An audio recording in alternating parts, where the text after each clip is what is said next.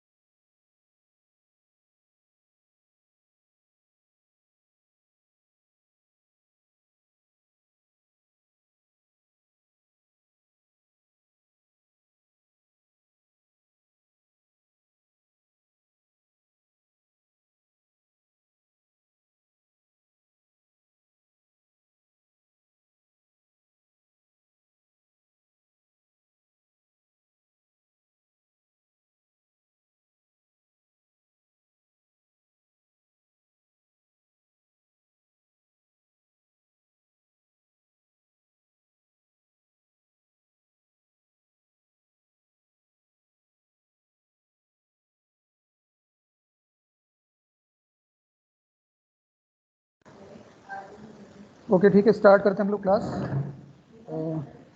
देखो कल मैंने डेटाबेस मैनेजमेंट सिस्टम बताया था, तो उसमें बता दिया था कि डेटाबेस क्या होता है, फिर डेटाबेस मैनेजमेंट सिस्टम क्या है, और उसके बाद बताया था कि रिलेशन किसे बोलते हैं, टपल क्या होता है, डिग्री क्या होती है, कार्डिनलिटी क्या होती है। ठीक, उसके बाद फिर बताया था कि कीज की कॉन्सेप्ट क्या है, प्राइमरी की, कैंडिडेट की एंड ऑल्टरनेट की।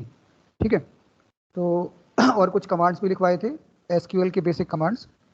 तो आई थिंक वो तुम लोगों को सबको आ गए। उतना पार्ट में किसी को कोई डाउट है जितना मैंने कल पढ़ाया था?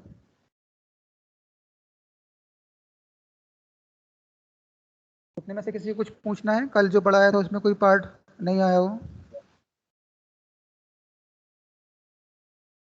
हाँ बताओ। कल जो पढ़ाया था उसमें कुछ पूछना है कि आगे कंटिन्यू करूँ मैं? चलो, आवाज आ रही है कि नहीं? आवाज आ रही है? यस सर, आ रही है। कल जो Okay, तो प्रोग्राम कल राइट बता दो, वो माई प्रोग्राम एसक्यूएल। प्रोग्राम नहीं, वो तो कमांड्स लिखाए थे मैंने, प्रोग्राम नहीं था उसमें। ठीक है, तो कमांड से एक बार फिर से बता देता हूँ मैं, स्टार्टिंग कर कमांड से ही करता हूँ। ठीक है, तो MySQL ओपन कर लेते हैं उसके लिए।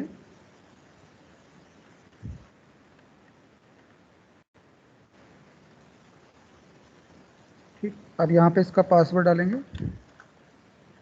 ये ओपन हो जाएगा।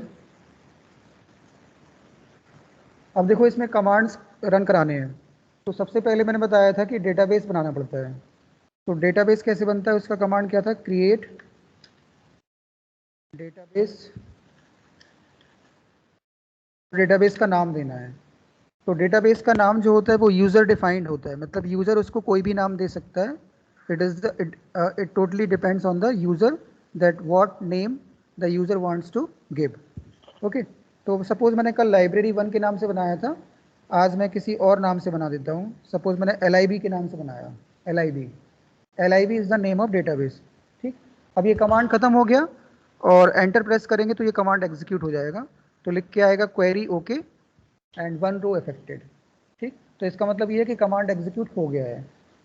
अब डेटाबेस क्रिएट हो गया। Now we want to check whether the database is created और नॉट, मतलब उसको मैं अगर डिस्प्ले करना है कि वो डेटाबेस कहाँ पे बना है, तो उसके लिए जो कमांड था दैट इज शो डेटाबेसेस।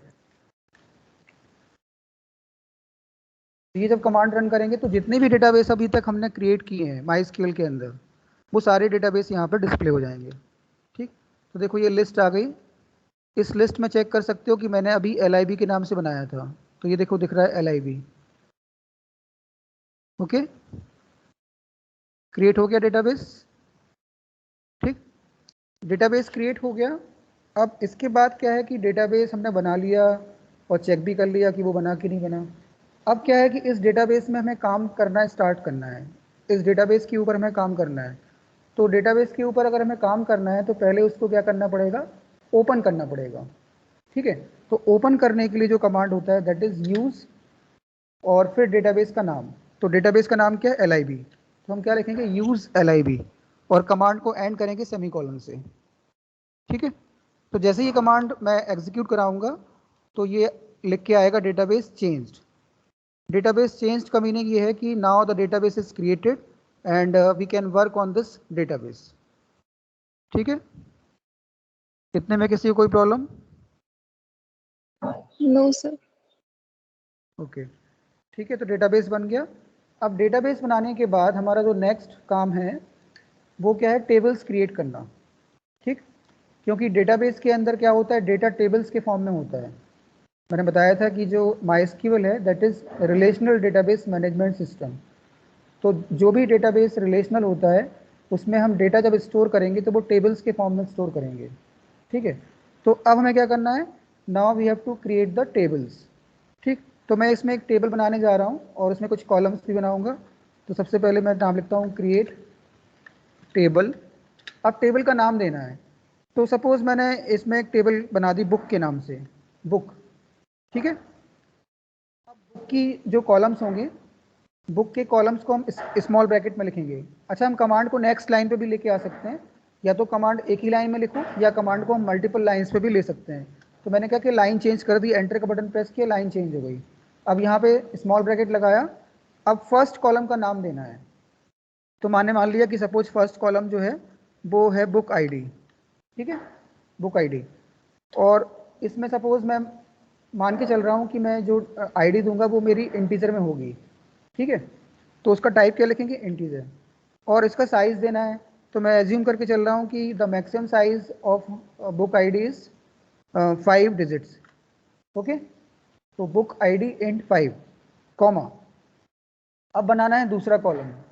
तो दूसरा कॉलम का नाम मैंने ले लिया बुक नेम। तो बुक अंडरस्कोर नेम। ध्यान रखना आइडेंटिफायर के रूल्स फॉलो होंगे यहाँ भी। ठीक है, आइडेंटिफायर के जो रूल्स हम पाइथन में फॉलो करते थे ना कि वो स्पेस यूज़ नहीं कर सकते, डॉट सिंबल यूज़ नहीं कर सकते, या बीच में डिजिट से स्टार्ट नहीं कर सकते। ठीक है, तो यहाँ भी जब हम कोई नेमिंग करेंगे तो नेमिंग के केस में we will follow the rule of identifiers.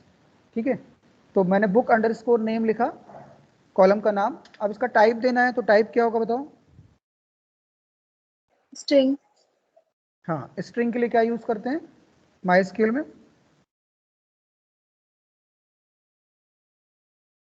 String के लिए कौन सा डेटा टाइप यूज़ होगा MySQL के अंदर? MySQL के अंदर कौन सा डेटा टाइप लगाते हैं स्ट्रिंग्स में? हाँ बताओ, कल बताया था मैंने। What is the type of this book name? Characters में। हाँ, कैर बताया था ना, कैर। कैरेक्टर्स के लिए क्या यूज़ करते हैं, कैर यूज़ करते हैं। यस कल टेबल जब बनवाई थी तो मैंने बताया था कि जब भी हम स्ट्रिंग डेटा टाइप लेंगे तो उसका टाइप क्या रखेंगे, कैर। तो CHAR कैर। ठीक है, ये कैर क्या दिखा रहा है, ये टाइप बता रहा है कि बुक नेम कॉलम का टाइप क्या है। अब इसमें मैं साइज देना है, तो स्मॉल ब्रैकेट के अंदर मैंने मान के चला कि जो मैक्सिमम साइज है दैट इज 25 कैरेक्टर्स। मतलब 25 कैरेक्टर का अगर कोई नाम होगा तो वो हम उसमें स्टोर कर सकते हैं, कॉमा। अब नेक्स्ट कॉलम बनाना है। तो सपोज मैंने मान लिया कि नेक्स्ट कॉलम का नाम है प्राइस, बुक प्राइस, या हाँ ठीक है बुक प्राइस मान लेते हैं, बुक अंडरस्कोर प्राइस, कि बुक का प्राइस क्या है। तो अब इसका टाइप हम क्या ले सकते हैं, बुक प्राइस का टाइप क्या ले सकते हैं? Float. फ्लोट ले सकते हैं, इंटीजर ले सकते हैं, लेकिन कैरेक्टर नहीं लेंगे। ठीक है, क्योंकि प्राइस हमेशा नंबर्स में होगा। तो नंबर्स के लिए हम लोग क्या यूज़ करते हैं, या तो इंटीजर या फिर फ्लोट। तो अभी मैं इंटीजर ले रहा हूँ, फ्लोट बाद में बताऊंगा। ठीक है, इंट ले लिया मैंने, बुक प्राइस इंट। और मान के चला कि जो मैक्सिमम प्राइस है वो 3 डिजिट्स में ही होगा। ठीक है, या सॉरी 3 से 4 कर लेते हैं। मैक्सिमम साइज जो होगा वो कितना प्राइस होगा, 4 डिजिट्स में होगा। ठीक, एक कॉलम और बना लेते हैं कोई। सपोज ऑथर का बना लेते हैं, ऑथर कौन है उसका। तो मैंने यहाँ लिख दिया ऑथर। ठीक, और उसका टाइप होगा कैर। और साइज दे दिया मान लो 30। ठीक, तो अब मैंने चार ही कितने कॉलम बना लिए इसमें, 1 2 3 4। अगर मुझे और कॉलम्स बनाने हैं तो मैं उनके नाम दूंगा, और अगर मुझे 4 ही कॉलम रखने हैं तो मैं 4 ही कॉलम लेके चल रहा हूँ। ठीक है, तो अब मैं क्या करूँगा, ये आउटर ब्रैकेट क्लोज करूँगा। जो ब्रैकेट मैंने यहाँ ओपन किया था, इस ब्रैकेट को मैंने यहाँ पे क्लोज कर दिया। ठीक, अब मेरा कमांड खत्म हो गया है तो मैं यहाँ सेमीकोलन लगाऊंगा। ठीक है, सेमीकोलन लगाने के बाद कमांड एंड हो जाता है, और उसके बाद मैं एंटर का बटन प्रेस करूंगा तो ये कमांड एग्जीक्यूट हो जाएगा। ठीक, तो जैसे ही मैंने एंटर प्रेस किया, लिख के आ गया query okay, 0 rows affected and 0.23 seconds. मतलब इसका ये है कि क्वेरी हमारी ओके है और इससे कोई भी रो इफेक्ट नहीं हुई, और इसको एग्जीक्यूट होने में 0.23 सेकेंड्स का टाइम लगा। ठीक है, इस कमांड को एग्जीक्यूट होने में 0.23 सेकेंड्स का टाइम उसने लिया। ठीक, तो अभी एक टेबल बन गई, लेकिन हमें टेबल बन तो गई है लेकिन दिखाई नहीं दे रही कि टेबल है कहाँ। तो उस टेबल को चेक करने के लिए क्या लिखेंगे, शो टेबल्स। तो देखो हमारी जो टेबल है वो बन चुकी है। कौन से डेटाबेस के अंदर, किस डेटाबेस में ये टेबल बनी है, LIB LIB के अंदर, क्योंकि हम काम किस पे कर रहे हैं, LIB पे काम कर रहे हैं ना। Okay, so the database is created inside the table is created inside the LIB database। ठीक, अब बुक टेबल बन तो गई, लेकिन अभी उसके कॉलम्स नहीं दिख रहे हमें कि कॉलम्स कहाँ पे हैं। तो उसको चेक करने के लिए जो कमांड होता है दैट इज DESC। DESC का जो फुल फॉर्म होता है वो होता है डिस्क्राइब। ठीक है, तो किसको डिस्क्राइब करना है हमें, बुक टेबल को। टेबल किस नाम से, बुक के नाम से। तो जो बुक टेबल है उसको डिस्क्राइब करना है, तो DESC बुक। तो देखो ये जैसे मैंने कमांड लिखा तो ये सारे फील्ड्स आ गए। पहला फील्ड क्या है, बुक आईडी। दूसरा फील्ड है बुक अंडरस्कोर नेम। तीसरा फील्ड है बुक अंडरस्कोर प्राइस, और फोर्थ कॉलम है ऑथर। ठीक, पहले कॉलम का टाइप क्या है, इंटीजर, उसका साइज कितना है 5। दूसरे कॉलम का टाइप क्या है, कैर, उसका साइज कितना है 25। तीसरे कॉलम का टाइप है इंटीजर, उसका साइज है 4। एंड फोर्थ कॉलम का टाइप है कैर, उसका साइज है 30। ठीक है, अब जैसे एक कॉलम दिख रहा है ये नल का, नल में यस यस आ रहा है सब जगह। इसका मतलब ये है कि अगर हम बुक आईडी कॉलम को या बुक नेम कॉलम को या बुक प्राइस कॉलम को या ऑथर कॉलम को अगर कोई वैल्यू प्रोवाइड नहीं करेंगे तो वहाँ पे वो नल वैल्यू को एक्सेप्ट करेगा। ठीक है, नल मीन्स नल सारी जगह यस आ रहा है, तो उसका मीनिंग ये है कि अगर हम नल वैल्यू वैल्यू प्रोवाइड नहीं करेंगे तो वहाँ पे वो क्या करेगा, नल वैल्यू को ले लेगा। ठीक, इसको बताऊंगा अभी मैं कि कैसे होगा वो। ठीक, तो ये तीनों कमांड्स ये वाले समझ में आए टेबल से रिलेटेड। टेबल के तीनों कमांड आ गए, क्रिएट टेबल कैसे करना है, शो टेबल्स कैसे करना है, और DESC कैसे कराना है।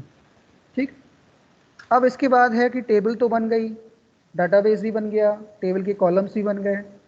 अब हमें डेटा देना है। ठीक है, क्योंकि बुक के लिए जो डाटा होगा वो तो देना पड़ेगा, जैसे बुक आईडी क्या होगा, बुक नेम क्या होगा, बुक प्राइस क्या होगा, और ऑथर क्या होगा। ठीक, तो अब हमें डेटा इंसर्ट कराना है किसके अंदर, टेबल के अंदर। ठीक, तो डेटा को इंसर्ट कराने के लिए अब जो मैं कमांड बता रहा हूँ वो कमांड होता है इंसर्ट इनटू। और ये डाटा कहाँ इंसर्ट करना है, बुक टेबल में, तो मैं लिखूंगा इंसर्ट इनटू बुक। ठीक है, और फिर लाइन चेंज कर देता हूँ, यहाँ लिखता हूँ वैल्यूज़। ठीक, अब वैल्यूज़ में पहला कॉलम कौन सा है हमारा, बुक आईडी। ठीक है, फर्स्ट कॉलम का नाम क्या है, बुक आईडी। तो बुक आईडी के लिए वैल्यू प्रोवाइड कर रहा हूँ मैं।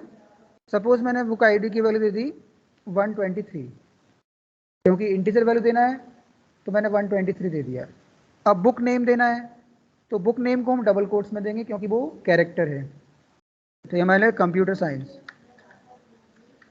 ठीक है, ये बुक नेम हो गया, कॉमा। अब बुक का प्राइस देना है तो मैंने मान लिया बुक का प्राइस 500 रुपीज़ है, कॉमा। अब देना है ऑथर, तो यहाँ मैंने ऑथर का नाम दे दिया।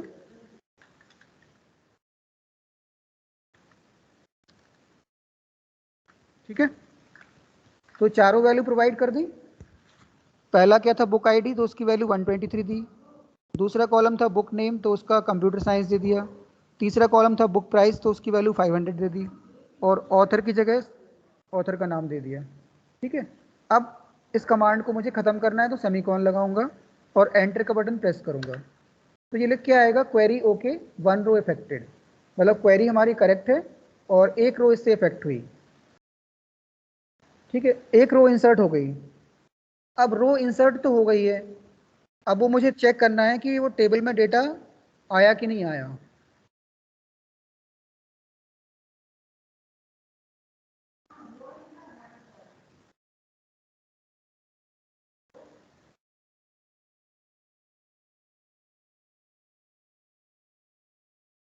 लोग गेस्ट से लॉगिन क्यों करते हैं, समझ नहीं आ रहा। ठीक है,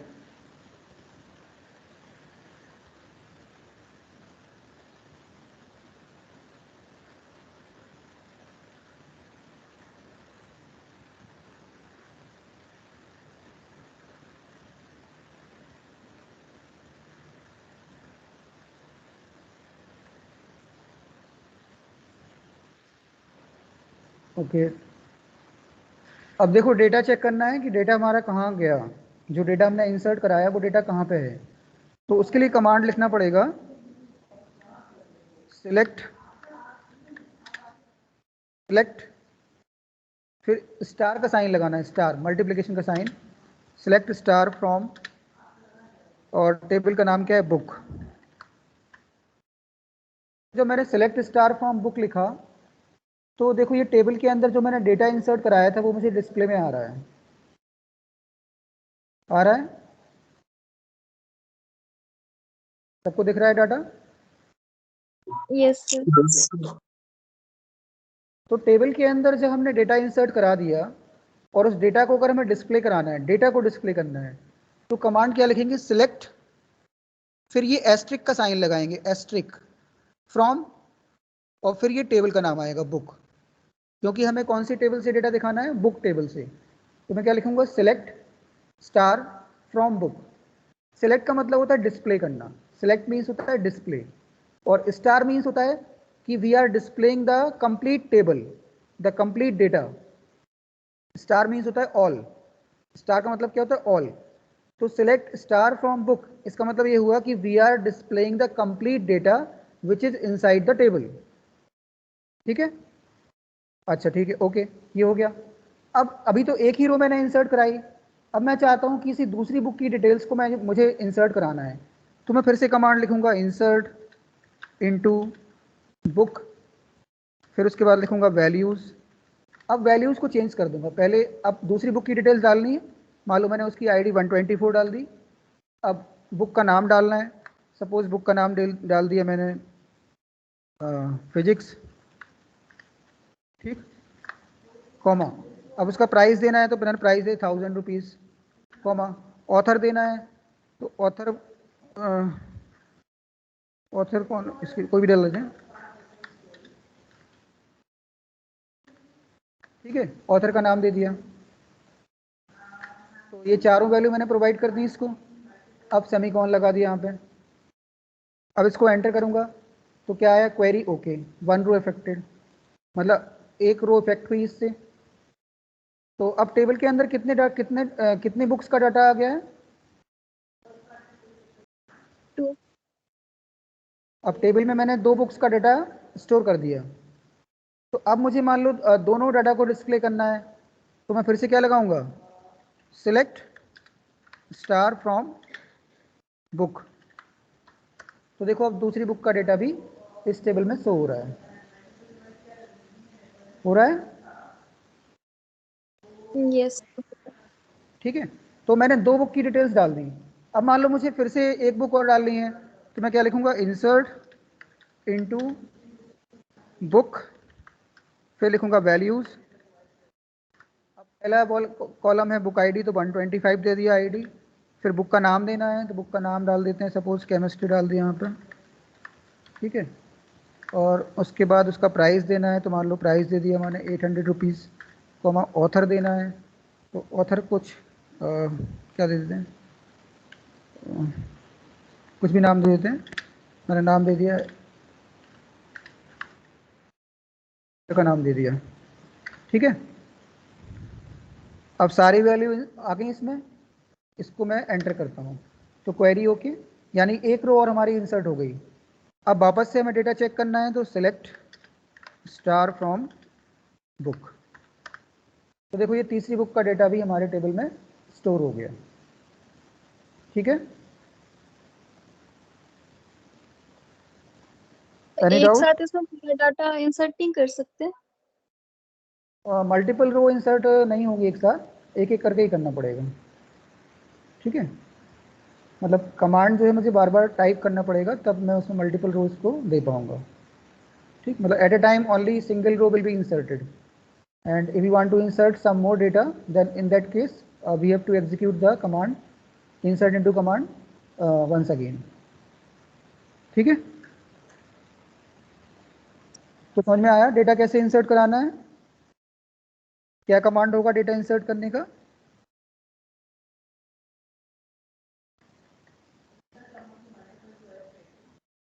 डेटा इंसर्ट करने का कमांड क्या है? Sir insert insert into book.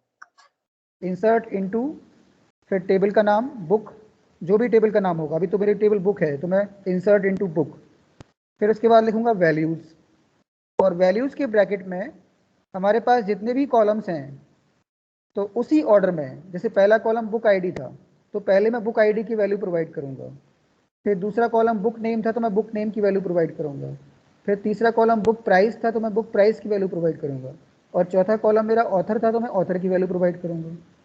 ठीक है, और अगर कोई इंटीजर वैल्यू है तो उसको विदाउट कोट लिखेंगे, और अगर कोई स्ट्रिंग वैल्यू है तो उसको सिंगल कोट या डबल कोट्स में लिखेंगे। ठीक है, always remember that the integer values are inserted without quotes and the string values are inserted within single quote और डबल कोट। ठीक है, ओके। तो अब टेबल में डाटा भी स्टोर हो गया, टेबल में डाटा हमने देख भी लिया। अब इसके बाद जो है क्या करना है कि मान लो मुझे डाटा सेलेक्ट करना है बेस्ड ऑन सम कंडीशंस। ठीक है, अभी तो क्या है टेबल के अंदर मैंने पूरा डाटा डिस्प्ले करा दिया, लेकिन कभी कभी होता है कि यूजर को अपनी नीड के अकॉर्डिंग डेटा चाहिए। ठीक है, अपनी रिक्वायरमेंट के हिसाब से। तो अगर डेटा को स्पेसिफिकली सिलेक्ट करना है यानी बेस्ड ऑन कंडीशंस, तो वो डेटा हम कैसे सिलेक्ट करेंगे टेबल से बता रहा हूँ। तो हेडिंग अगर तुम लोग लिख सकते हो सिलेक्टिंग या डिस्प्लेइंग कर सकते हैं, डिस्प्लेइंग। हेडिंग लिखो displaying data based on some conditions. ठीक है, कुछ कंडीशंस के बेस पे मुझे डेटा डिस्प्ले कराना है। तो मान लो मैं एक क्वेश्चन देता हूं तुम लोगों को, एक क्वेश्चन मैंने दिया कि write a command to display, अच्छा इसमें भी क्या है कि दो चीज़ें होंगी। पहले तो है सेलेक्टिंग स्पेसिफिक कॉलम्स, पहला कंडीशन ये बनेगा। दूसरा कंडीशन बनेगा selecting specific rose.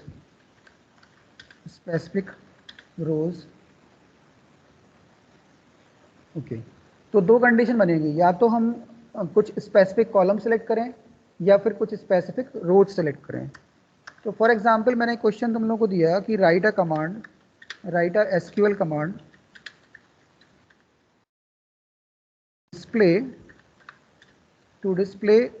The book name,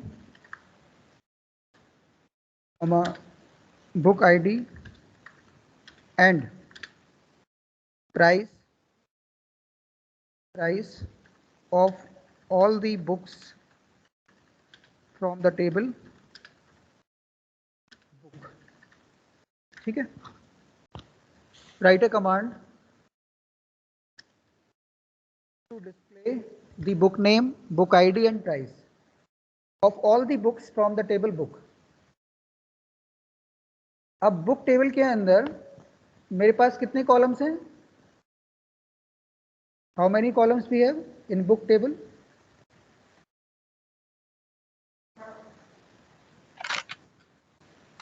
How many columns we have? Columns कितने हैं इसमें?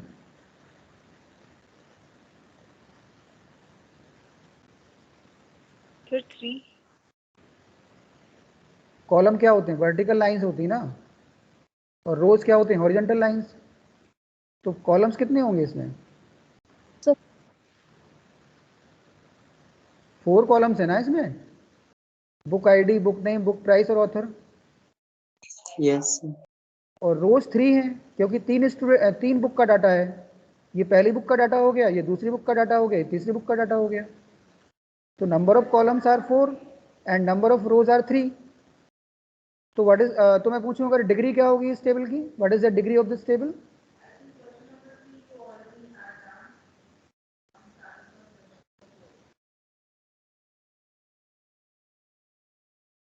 इस टेबल की डिग्री कितनी होगी? 4. डिग्री क्या होता है? Number of columns. तो इसमें कॉलम्स कितने हैं? 1 2 3 4, तो डिग्री कितनी होगी? 4। अच्छा ठीक है, अब बताओ इसकी कार्डिनलिटी क्या होगी? Cardinality sir, 3. 3। कार्डिनलिटी मीन्स होता है नंबर ऑफ रोज। तो इसमें रोज जो है वो 3 रोज हैं।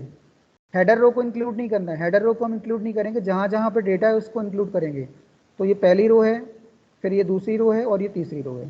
ठीक, तो अब मैंने जो क्वेश्चन दिया है तुम लोगों को, वो मैंने पूछा है कि write a command to display the book name, book ID and price of all the books from the table book. मतलब मुझे 3 कॉलम सेलेक्ट करने हैं, बुक नेम को सिलेक्ट करना है, बुक आईडी को सिलेक्ट करना है, और प्राइस को सिलेक्ट करना है, और सारी बुक्स का, जितनी भी बुक्स हैं इसमें। ठीक है, तो मेरे पास 3 कॉलम सिलेक्ट करने हैं, तो मैं क्या लिखूंगा? सिलेक्ट। सिलेक्ट पहला कॉलम क्या है? कौन सा कॉलम सिलेक्ट करना है पहले? Book name. तो बुक नेम किस नाम से? बुक नेम कॉलम किस नाम Book से? underscore name.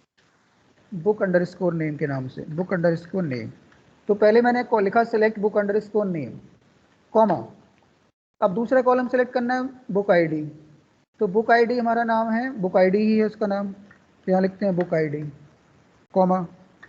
अब उसके बाद उसका प्राइस सिलेक्ट करना है, तो प्राइस वाले कॉलम का नाम क्या है? Book underscore price. ठीक है, 3 ही कॉलम दिखाने हैं मुझे, ऑथर वाला कॉलम शो नहीं करना है, क्योंकि वो क्वेश्चन में उसने पूछा नहीं है।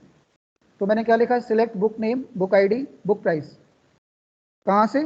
From book. ठीक है, बुक टेबल से मुझे 3 कॉलम सेलेक्ट करने हैं, तो मैंने कॉलम्स का नाम लिख दिया, select book name, book ID and book price, और यहाँ सेमीकोलन से इस कमांड को एंड किया। तो जैसे मैंने एंड किया, तो अब मेरा जो डेटा सिलेक्ट होके आया उसमें केवल बुक नेम आया, बुक आईडी आया और बुक प्राइस आया।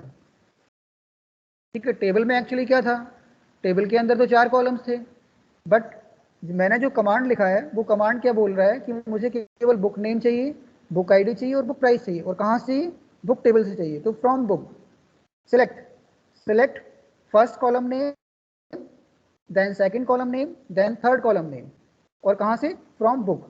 तो जैसे ये कमांड मैं राइट करूँगा तो मुझे आउटपुट में टेबल के अंदर जो भी डेटा होगा regarding books, that will be displayed.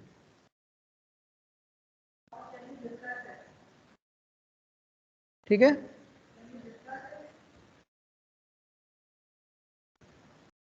Okay, समझ में आई? Yes. अच्छा, तो अभी तो ये जो हो गया, तो ये अभी इसमें कौन सा केस कवर हुआ? सिलेक्टिंग स्पेसिफिक रोज, कॉलम, सॉरी, ये अभी कौन सा केस कवर हुआ? Selecting specific columns. तो मैंने यहाँ पे स्पेसिफिक कॉलम्स को डिस्प्ले कराया है। ठीक है, मान लो मुझे केवल 2 ही कॉलम डिस्प्ले कराने हैं, तो मैं क्या लिखूंगा? सिलेक्ट, मान लो बुक नेम चाहिए, तो मैं लिखूंगा बुक अंडरस्कोर नेम। ठीक है, कॉमा।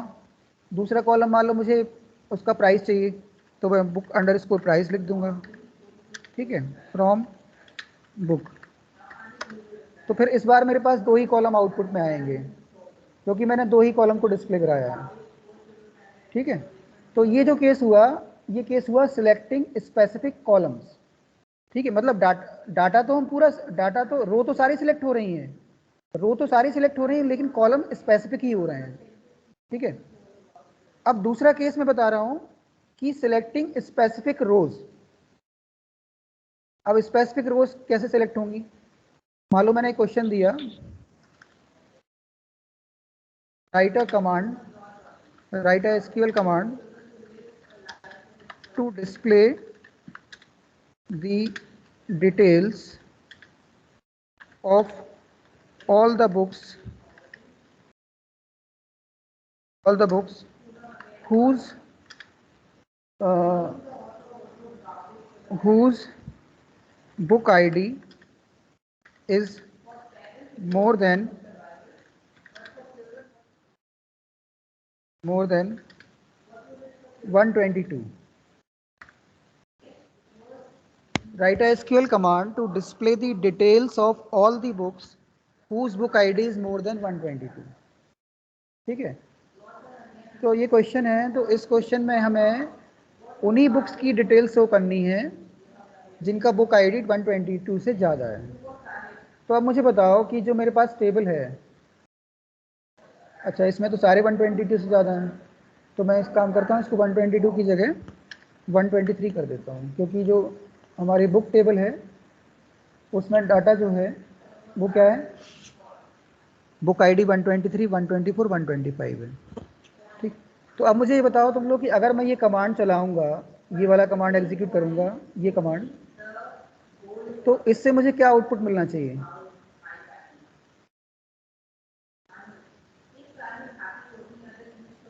ये बुक टेबल हमारे सामने है, ये बुक टेबल हमारे सामने दी हुई है, ठीक है। अब मैंने बोला कि मुझे केवल उन्हीं बुक का डाटा चाहिए जिन बुक आईडी 123 से ज़्यादा है।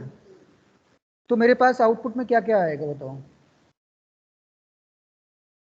So 124 and 125 book ID.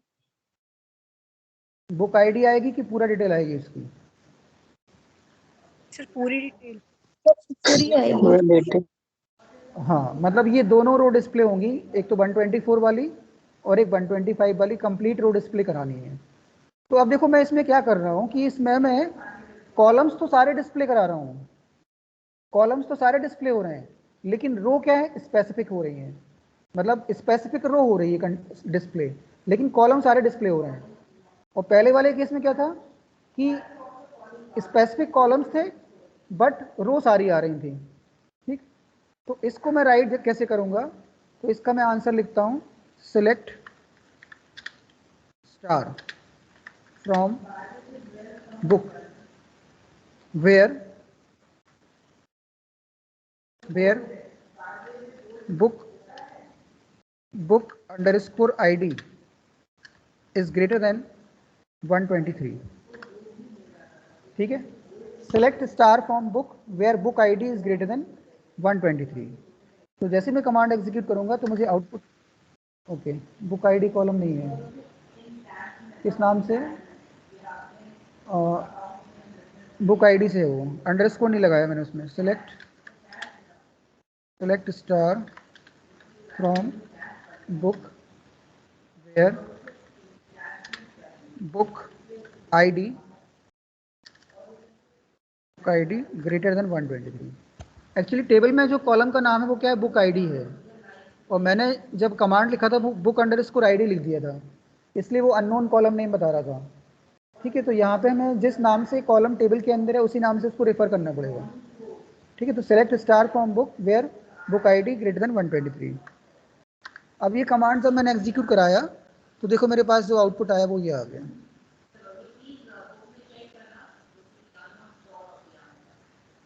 ठीक है, आया, समझ में आ गया ये? Yes sir. अच्छा, यस सर। सपोज मैं एक क्वेश्चन दूं कि write a command to display the details of books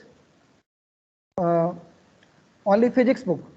Write a command to display the details of the book whose book name is physics, ठीक है। तो मैं फिजिक्स वाले की डिटेल अगर दिखानी है तो मैं क्या लिखूंगा, select star Sir, from select star from book where book ID equals to 120 नहीं, बुक आईडी से नहीं लेंगे, बुक नेम से लेंगे, ठीक है।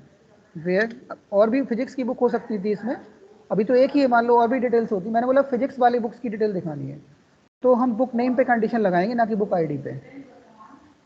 देखो बुक आईडी पे भी लगाओगे तो भी रिजल्ट आ जाएगा, लेकिन मैं बुक नेम पे ही लगा रहा हूँ क्योंकि मुझे फिजिक्स की डिटेल चाहिए, तो मैं बुक नेम पे ही लगा देता हूँ। Where book underscore name equal to physics, ठीक है। तो अब इसमें क्या करेगा कि ये फिजिक्स वाली बुक की डिटेल्स ही हमें दिखाएगा। तो देखो इसने केवल फिजिक्स वाली बुक की डाटा हमें शो किया, क्योंकि मैंने कंडीशन जो लगाई है वो कॉलम, कौन से कॉलम पे लगाई है, बुक नेम पे, और उसको सेट कर दिया कि बुक नेम फिजिक्स ही होना चाहिए। तो ये फिजिक्स वाली बुक के लिए ये सारी डिटेल्स को शो कर देगा, ठीक है। अब मान लो मैंने बोला होता कि मुझे केवल उसी बुक 120 बुक आईडी जिसका 124 है या 125 है उसकी डिटेल ही चाहिए, ठीक है। अगर मैंने बोला होता जिसका बुक आईडी 124 है उसी का डाटा मुझे दिखाना है, तो मैं क्या लिखता, where book ID equal to 124, तो फिर ये 124 की डिटेल आ जाती है, ठीक है। तो जो कंडीशन है वो किसी भी कॉलम पे हम लगा सकते हैं, चाहे तो वो बुक आईडी पे लगा दो, चाहे बुक नेम पे लगा दो, चाहे बुक प्राइस पे लगा दो, चाहे ऑथर पे लगा दो, ठीक है। तो जो कंडीशन मैच कर जाएगी उस वो डेटा हमारा टेबल से डिस्प्ले में आ जाएगा, ओके। सर अगर हमें केवल बुक नेम ही चाहिए? ओनली बुक नेम चाहिए तो ठीक है। अब ये जो थर्ड कंडीशन हो जाएगी, ये हो जाएगा selecting specific row and specific column. I मैंने दो केस डिस्कस किए, पहला केस था सिलेक्टिंग स्पेसिफिक कॉलम, दूसरा केस था सिलेक्टिंग स्पेसिफिक रोज। अब तीसरा केस हो रहा है कि selecting specific rows and columns, तो वहां पे हमें इस तरह से करना पड़ेगा, सिलेक्ट, क्या बुक नेम चाहिए ओनली, अगर बुक नेम चाहिए ओनली तो मैं लिखूंगा book underscore name, select book name from book where where किस पे कंडीशन लगानी है, बुक नेम पे ही लगा दें, book underscore name equal to physics. तो अब इसमें क्या है, मैंने सिलेक्ट स्टार नहीं लिखा, तो स्टार का मतलब होता है कि वो सारे कॉलम दिखाता है, लेकिन इस वाले कमांड में मैंने केवल बुक नेम को सिलेक्ट किया है। तो जो कॉलम मैंने सिलेक्ट किया है और बेस्ड ऑन द कंडीशन जिसका फिजिक्स नाम होगा उसी का वो बुक नेम आएगा। तो देखो यहाँ पे केवल बुक नेम क्या आ गया, फिजिक्स आ गया, ठीक है। आया समझ में?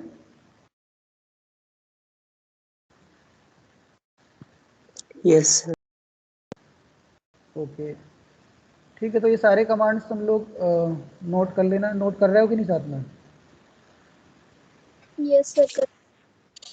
साथ में एक कॉपी लेके बैठा करो, नोट करते जाया करो, क्योंकि फिर ये तुम लोगों को नोट्स में नहीं मिल पाएंगे कहीं से। तो ठीक है, मैं इसका स्क्रीनशॉट भी भेज दूंगा तुम लोगों को, तो वहाँ से अगर किसी ने नोट नहीं किया है तो उसको नोट कर लेना कॉपी में, ठीक। तो फिर ठीक है, आज की क्लास में हम लोगों ने यहाँ तक कर लिया, बाकी की कमांड्स हम लोग नेक्स्ट क्लास में करेंगे, जब भी क्लास होगी, चाहे वो मंडे को होगी आई थिंक, ठीक है। ठीक है, फिर तुम लोग लीव कर दो और अपना काम कंप्लीट कर लेना। कई लोगों ने अभी तक नोटबुक जमा नहीं की है, तो मंडे को जब आओगे तो अपनी क्लास नोटबुक लेके आना कंप्लीट, ठीक है। Okay, you can leave the class. Okay, Thank you. Thank you, sir. Okay, welcome.